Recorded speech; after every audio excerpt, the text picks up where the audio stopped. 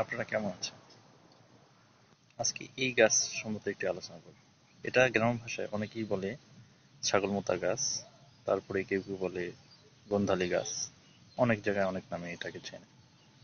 আসলে এই গাছের খুবই একটি গুণসম্পন্ন গাছ। এটি যেমন ছাগল গরুর যদি আমরা দেখি পাতলা পায়খানা হয়, এটা যদি আমরা খাওয়াই তাহলে দেখবেন খুব তাড়াতাড়ি ভালো হয়। তাছাড়া ছাগলের যেমন দেখা যায় কি পায়খানা প্রস্রাব বন্ধ হয়েছে, এই গাছের রস বেটে খেলে তাড়াতাড়ি নিরাময় পাওয়া যায়। অনেক সময় এই গাছের আবার পার্শ্ব প্রতিক্রিয়া কিছু লক্ষ্য করা যায়। যদি বেশি পরিমাণে খাওয়ানো হয় তা দেখবেন গরু বা ছাগলের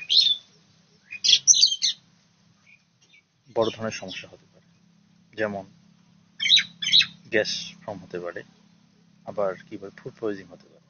তাই সাবধান, পরিমাণ মতো এই গাছ ছাগল বা গরুকে খাওয়াতে হবে।